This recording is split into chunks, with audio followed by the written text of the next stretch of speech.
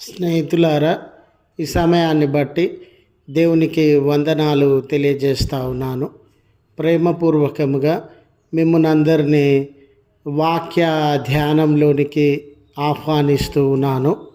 సదాకాలము అనే ఆలోచనను మీతో కూడా పంచుకోవడానికి ఇష్టపడుతూ ఉన్నాను కనుక దేవుని యొక్క వాక్యమును మీరు ముగింపు వరకు ఆలకించాలని మీ కుటుంబ సభ్యులతోనూ తోటి విశ్వాసులతోనూ ఈ వీడియో షేర్ చేసుకోవాలని మీ ప్రార్థన మనవులు ఎటువైనను కామెంట్స్ రూపంలో కానీ ఫోన్ కాల్ ద్వారా కానీ తెలియజేయాలని నమ్మకంగా మీ కొరకు ప్రార్థించుటకు సిద్ధంగా ఉన్నామని, ఈ వీడియో మీ ఆధ్యాత్మిక జీవితంలో ఉపయోగకరంగా ఉంది అని మీకు అనిపిస్తే దయచేసి ఈ ఛానల్ను సబ్స్క్రైబ్ చేసుకోవాలని మనవి చేస్తూ ఉన్నాను.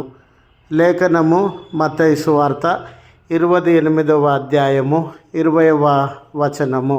నేను యుగ సమాప్తి వరకు సదాకాలము మీతో కూడా ఉన్నాను. స్నేహితులారా, మన జీవితంలో మనకి ఏదైనా ఉన్నతమైనటువంటి బాధ్యతలను నిర్వర్తించి వచ్చి ఉన్నప్పుడు, లేదా జీవిత ప్రయాణంలో ఆపదల మధ్య, సమస్యల మధ్య, పోరాటముల మధ్య, వ్యతిరేకతల మధ్య ప్రయాణించాల్సి వచ్చి ఉన్నప్పుడు ఎవరైనా మనకంటే ఉన్నతమైన వ్యక్తులు శక్తి, సామర్థ్యము, ప్రభావము, అధికారం కలిగినటువంటి వారు మనతో ఉంటే మన ప్రయాణం అనేది ఎన్ని వ్యతిరేకతల మధ్య, అడ్డుగోడల మధ్య, అనానుకూల పరిస్థితుల మధ్య ముందుకు సాగుతూ ఉన్న ఆదరణ, నెమ్మది, ప్రోత్సాహము వారి నుండి అనుభవిస్తామని మనము భావించేటటువంటి వారంగా ఉంటాం. అలాగుననే ఏదైనా ఉన్నతమైన బాధ్యతలను నిర్వర్తించి వచ్చి ఉన్నప్పుడు కూడా మనల్ని నడిపించేటటువంటి వారు, సహాయం చేసేటటువంటి వారు ఎవరైనా మన ప్రక్కన ఉంటే బాగుండు అనే ఆలోచన, అవసరత కలిగినటువంటి వారంగా ఉంటాం. ఇలాంటి తరుణంలో పునరుత్థానుడైనటువంటి యేసు ప్రభువు తన శిష్య లోకమంతటిని ఉద్దేశించి, మీరు ఈ లోకానికి సువార్త ప్రకటించండి, ఈ లోకంలో మనుషులను శిష్యులనుగా చేయండి అనే ఉన్నతమైనటువంటి బాధ్యతను అందించినటువంటి వాడిగా ఉండినాడు. ఈ బాధ్యత ఒక ప్రాంతానికో ఒక కాలానికో సంబంధించినటువంటిది కాదండి. అనేక ప్రాంతములకు, అనేక మందికి సంబంధించినటువంటిది, చాలా ప్రయాసాలతో కూడినటువంటిది. శిష్యులు ఎవరైనా తమ శక్తి, సామర్థ్యము, తెలివితేటల వలననే దీనిని నిర్వర్తించడం అనేది అసాధ్యమైనటువంటి విషయం. అలాంటి తరుణంలో నేను మీతో సదాకాలము ఉండేటటువంటి వాడను. ఏదైతే బాధ్యత మీరు వహిస్తూ ఉన్నారో, ఏ బాధ్యత కొరకు, ఏ మిషన్ కొరకు లోకంలోనికి వెళ్తూ ఉన్నారో, మిమ్మల్ని విడవక, ఎడబాయక నడిపించేటటువంటి దేవుడనై ఉన్నాను అనే ఆదరణ, ధైర్యము ప్రభు వారికి అందించుచున్నటువంటి వారుగా ఉండినారు.